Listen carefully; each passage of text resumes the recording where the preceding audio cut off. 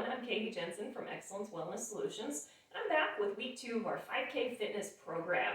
So last week we started from the ground up with our feet and lower legs. Today we're going to move up to those knees and work again on a couple different exercises for our mobility, our stability, and our strength.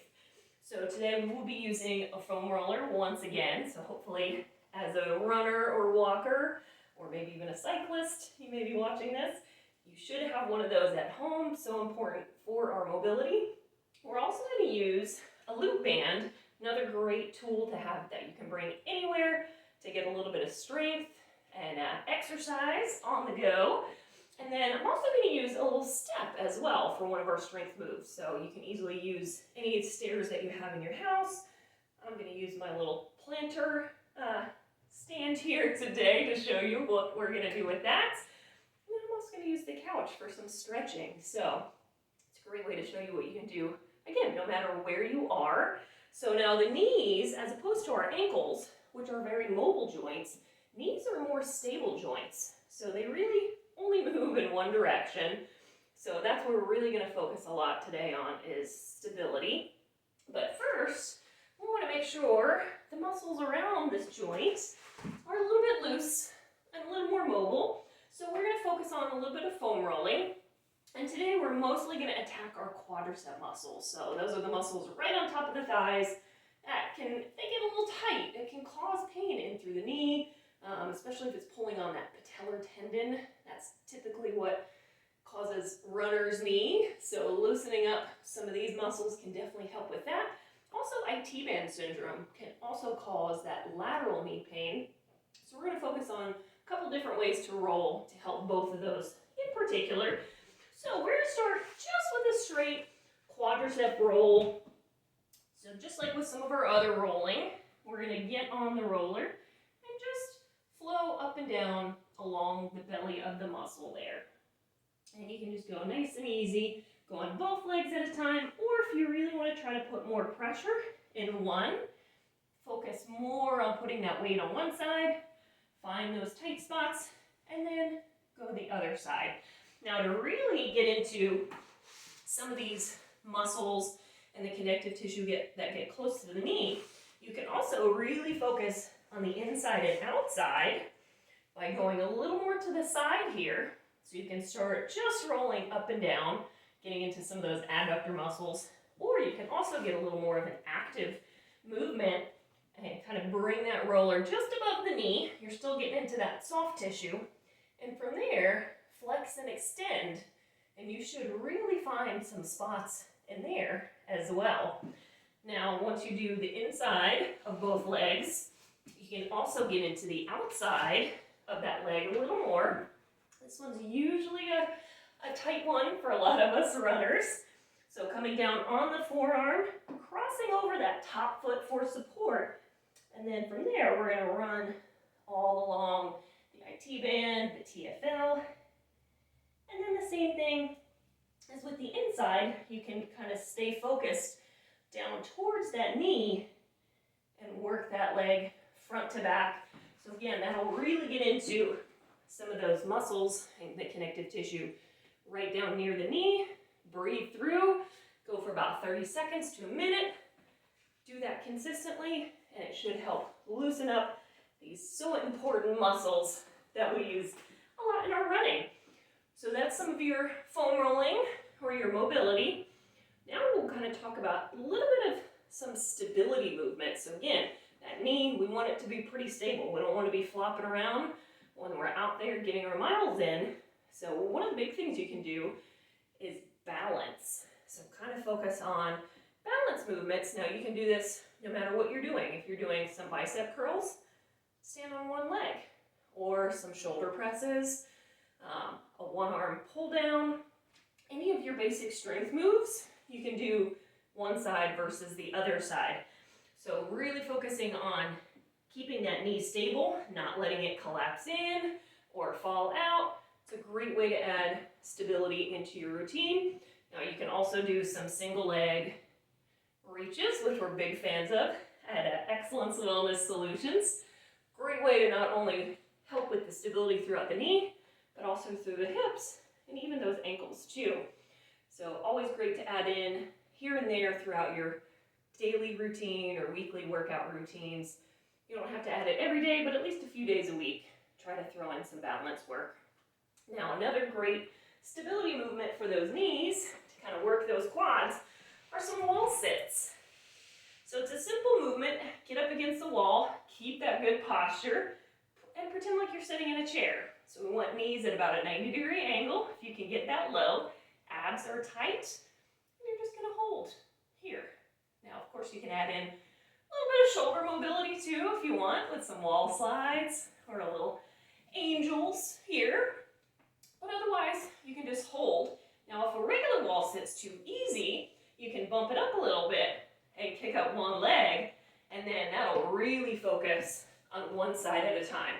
So just like with everything else, there's ways to kind of scale up or scale down, but wall sits are a great one, again, to add into your routine every so often, a couple days a week, if you can, and work on those quads and hips.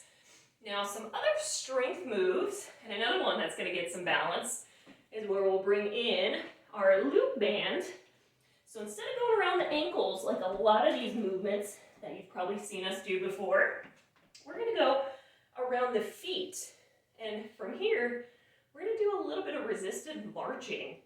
So again, a great way to really get all those muscles in here, as well as get some balance. So we're going to go feet just about hips width apart. Again, focus on that posture, abs are tight. And from there, we're going to lift one knee, shift your weight, and then lift the other. Now, we don't want to be shifting too far. You just want to keep that steady base. And we're just going to go side to side. Squeezing into those quads, feeling those muscles, trying to keep those toes flexed up. It'll help keep the band on and then also really activate these muscles. So in this one, start out, 5 each way, maybe 10 each way. Start with a lighter band if that feels too easy. Bump up in your resistance, but it's a great one for our 5Kers. Now another one you may not have done before, step ups are awesome, but we're going to focus more on a step down. So this really gets into the eccentric contraction, or in this case, the lowering of the muscle. So really good one you may see sometimes if you've ever done any rehab or anything, to work on the muscles without putting too much strain, really, especially if you're going from a lower step. So you can do this by the wall, or if your stairwell has a banister, you can use that for just a little bit of support. But we're going to step up with the one leg, try to keep those hips level, and from here, we're going to keep those hips level, squat down, tap the heel, stand tall. So you can see this is not a huge range of motion, which is a great way to start to get the feel of it. And you can go a little bit higher as you feel comfortable. So I'm basically just doing a one-leg squat, pushing my hips back, and then pressing through that top leg as I stand tall. So you should really feel, especially on that way down, those muscles working to stabilize that leg. And again, keep those hips level. Start out about 5 one side, 5 the other, and then you can bump it up as you feel necessary. So that's some of our strength and stability movements. We'll finish out with just a couple of really good stretches that are great for the knees. So we're going to throw in a little hamstring stretch, which you guys may have done this one before, but it's a great way to get into the hamstrings, which we haven't talked a lot about today, but tight hamstrings can also pull on that knee a little bit, pull your legs a little bit tight. So a little bit of stretching in there is awesome. So this is where we'll use our couch. So you can lift that heel up, a bench works too, or again, a couple of stairs, whatever height feels good for you. We're going to hold our posture. So a lot of times when people stretch their hamstrings, you see them kind of arching that back, and we're going to get too much tension in the back that way. What we want to do is focus more on hinging through that hip, just like if you're doing a deadlift, finding length through the back of the leg that way, as opposed to collapsing through the shoulders. So you may be more flexible than I am. You may be able to get a little bit lower, but go where you feel comfortable to the point where you're feeling a little bit of that stretch, but not so much that it's really hurting. So go about 30 seconds on one side and then switch And do the same thing on that other side. Now, of course, we do want to stretch those quadriceps a little bit. So one more great movement for today. We're going to use our pillow to support the knee. So we're going to do a couch stretch for our quads. So you're going to come down, dropping that knee to the pillow, and then using the couch. You can also do this on the wall to support that back foot. Front leg's going to come forward to, again, about a 90-degree angle on that knee. We're going to hold good posture. And then we're just going to try to sit up as tall as possible to feel that stretch through the front of that down leg. Now you're going to feel the quads. You may also feel up into the hips too. So if you have tight hips, this is an excellent one. I'm trying to do this more myself. And again, we're just going to sit here and breathe for about 30 seconds or so. Maybe a little longer if you can tolerate it. And as you get a little bit looser, you can bring that knee closer in to the couch or to the wall to get it a little more vertical, or get that heel even closer to the buns. But again, you don't want to push so hard that you feel pain. We want to feel just a little bit of discomfort. And of course, make sure you get both sides. So hope these come in handy for you and you incorporate some of these into your routine.